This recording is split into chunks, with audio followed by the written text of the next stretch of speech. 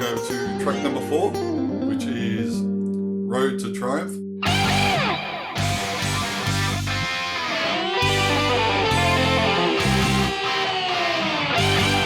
Which is probably one of the last songs we did for the album. I call it more like it's like a blues jam in G with James Ryan on guitar. This song actually came to my mind. I was listening to the track, and at that time, I was actually listening to a lot of ZZ Top, So I tried to create something with that sort of a hard rock type of shuffle, and again came that idea from Van Halen, from Beautiful Girls, to use a shuffle with a little bit more of this distortion. So I experimented with a few things and created like the body of the track, and it's fun because it was actually my first time playing with the slides, so it was a learning experience for me. No, it came out great. They did really good. Oh, thank you. Yeah, I think that's what inspired me for that. The part when the guitar comes in, I did like a little slide as well there. Plus the the intro little part that was done, I'd say a day just before I sent it to Arnaud. I thought, oh, just try this out, and pretty much with that part, I just recorded a few different ideas and just gave to Arnaud and said, just go for it. That's what you come up with.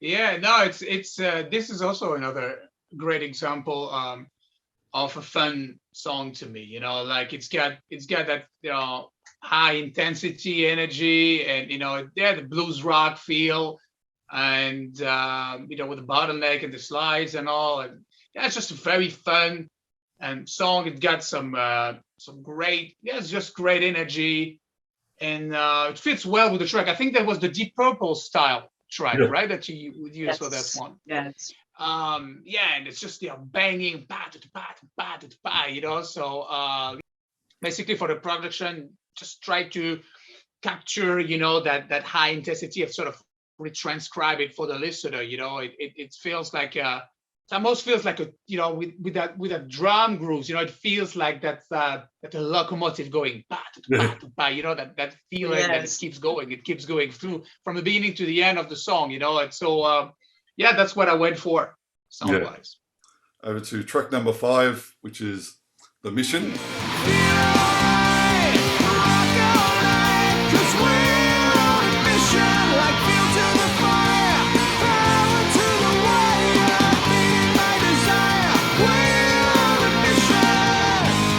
Featuring Anthony Emery on vocals.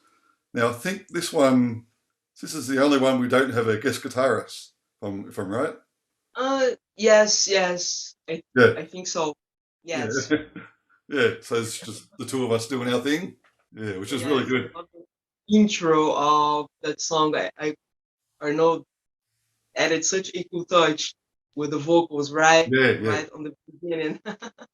The funny thing with that is actually, like, I didn't plan on doing that until the last day of the production either. So what happened is that I was going through the mix, and everything was going great. And then I remember the last day before I sent it to you guys, it was like I woke up and right away it came in to me, says like, this needs absolutely to have the vocals at the beginning. I was already like this is so obvious to me. All of a sudden it came into my head. So I got in the studio, in the intro of the song, and right away it sounded exactly that I had in my head, and on that same morning, and then sent it to you guys, and I'm happy that you liked it as well. Yeah, no, it really adds to the song. It's great. The way you've produced this song, it's really good too, because there was a lot of different guitar parts going on, so you really pick and chose, which parts to put in, which was really came out great. This song is a bit like Tell Me in terms of its radio-esque feel. It really is like a single, and so for sure that putting the song, like the vocals, and in the intro of the song, and then focusing on that was a key part of bringing forward that radio feel to it, and that single potential which I think was important since there's already so much guitar in the whole record, and then having some, one or two, or perhaps 3 songs with Never Gone, but to have an emphasis a little bit more with towards the vocals in order to make it like sort of complete. And I think I believe that we have achieved that with songs like the Mission, indeed. It's probably the one I get to do a little bass solo in as well. Yes. Yeah. So you had your fun with that as well. Yeah. That was a lot of fun. Yeah. And great solo, by the way. It sounded great. Oh, thank you. Sounded amazing, actually. No, I thought if we ever get to do this one live, I'd love to play bass on that one. One day. My idea was you can play guitar, then you have a roadie that comes to exchange it for the bass during that moment. Yeah, it's it. Sounds good. Yeah, but no, great song. Now that leads us to track number 6, which is actually the first song we got produced, which is Never Gone.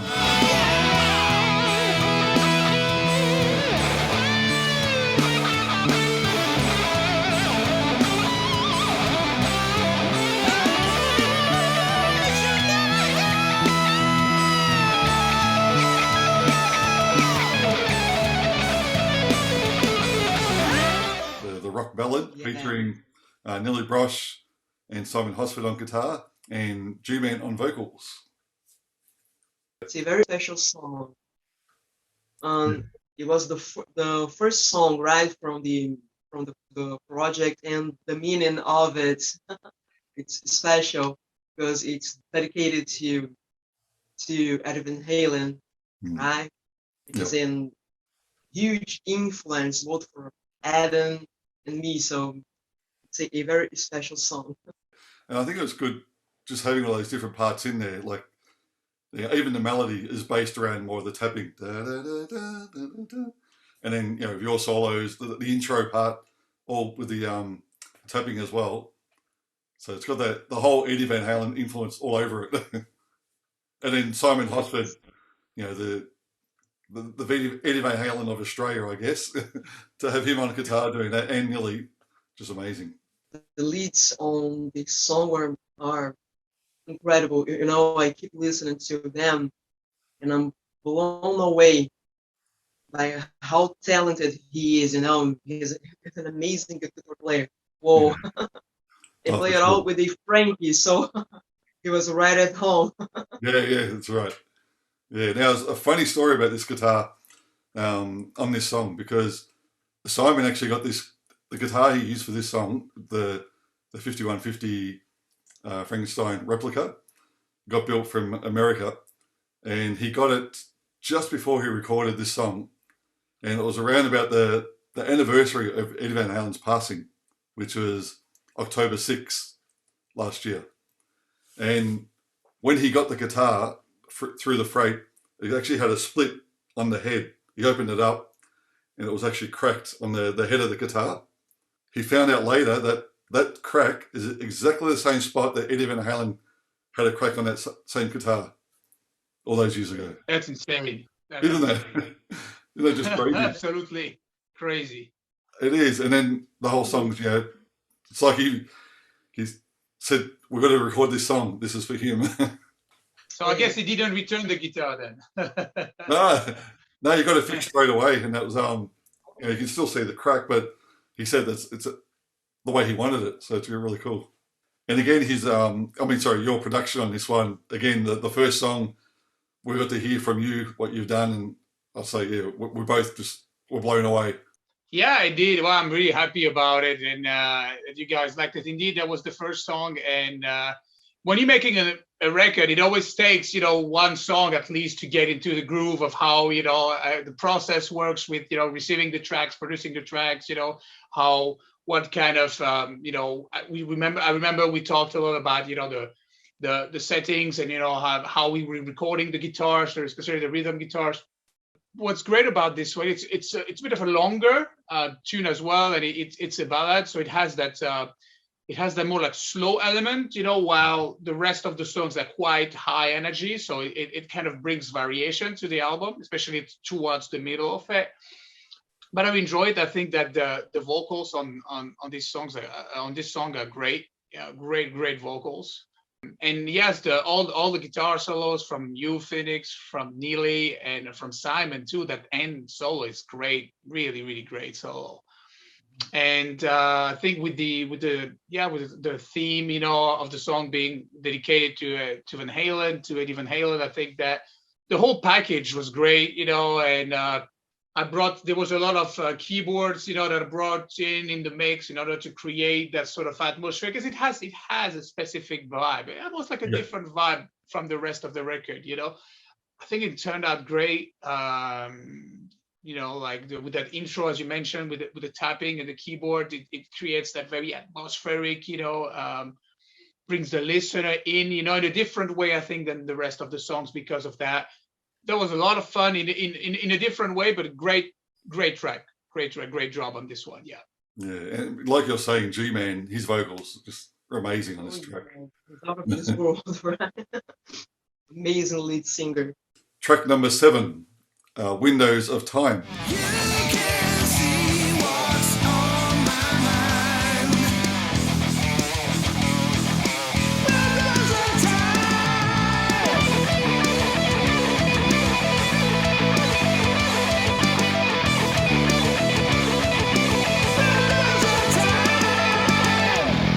With our guest Dakota Amaka and Jimmy Couples or James Couples on vocals. Actually, this song, it's super cool because the title came out of nowhere as well. We were joking because of our time lag between Brazil and Australia, and Adam say, "Oh, we have such a windows of time," so it became the song title. It's super cool. And again, when I wrote that riff, I was thinking of Jason Becker. He has a song called, it's unreleased actually, called Becker Ola, and it has that vibe that with open strings that I've always thought that catches the listener. So I took some inspiration from it to create the vibe of the song. Then Adam came in. Amazing ideas. I love it having Dakota's lead on it as well because he's an incredible guitar player. I love his style, like because G is super virtuoso, right? So I'm so happy with that song and super catchy the chorus again. So say 10 to 10 for me. Yeah, I mean James Couples he's another one with an incredible voice. I mean, no, I'm saying that about everyone, but they really do. Everyone on this album has just been great vocally and guitar-wise as well. But you got like real 80s vocals for the album, you found the perfect people. yeah, for sure. And so how about the production for this one? Yeah, I mean, to me, this one was after the most slow, ballads. This goes back to almost like All Ain't Enough in that respect, the way the intro is and the feel of the song. Yep. So I went for the same approach as for All Ain't Enough on this one, very sharp guitars and as Phoenix mentioned, like that sort of like David Lee Roth type of sound, sharp guitars bringing the very cool solos up and cool vocals. It's a very good rock song, and so that's what I went for in terms of production. To bring that energy to the listener. Yeah, for sure. And like you're saying, with Dakota's solo, he's another amazing player. So it's good to have him on there. Oh yes, for sure. Now, track number 8. This is a funny story of this one. No Room for Mistakes.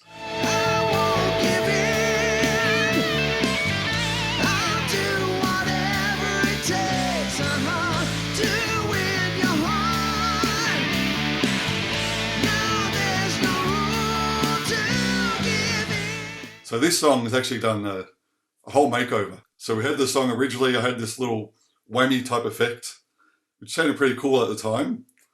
But then the more we got through the album, listening to other songs, I thought it just didn't really sit. Like it wasn't really matching up with the rest of the album. That's why I messaged Phoenix and said, "Oh, listen, I got this other riff, let's try this." And it just come together like that. And then with Michael A. Rulis on guitar. He had that solo, the shredding solo, and David Jones on vocals. He's probably the only guest on the album to actually come to my house to record. Everyone else is via, sending files here and there. But David, he come in. I already had the idea for the vocal melody, but I think he was in and out of here by 15 minutes. He just, second take, he got it straight away. I was just like, wow. It was amazing. I was just blown away the way he just sung it like straight away. And the last chorus, he added like his little parts into it as well. For me, at least, reminds me a lot of bands like Lynch Mob, especially like the vocal. It's so cool. It's that like that end of the era, like 91 type of sound, but they closed that era with a bang because the songs were super fun, and I feel that energy with that song. So cool. I'm so glad that some changes were made and the song stayed on the album. Yeah, and even the little ideas. I remember there was one just after the solos going back into the chorus. I had that little idea which I couldn't play. It was in my head and I think I just sent you a little video just going, and then you did your thing, and it's like, wow, that's it. Oh, yes. I thought I couldn't play like that. It's kind of like that run that Vinnie Moore did on the Pepsi commercial, right? On 1986. Oh, yeah. Super cool run, yes. Yeah. So going from that and then again to your production on this song, Arnaud just really made the song.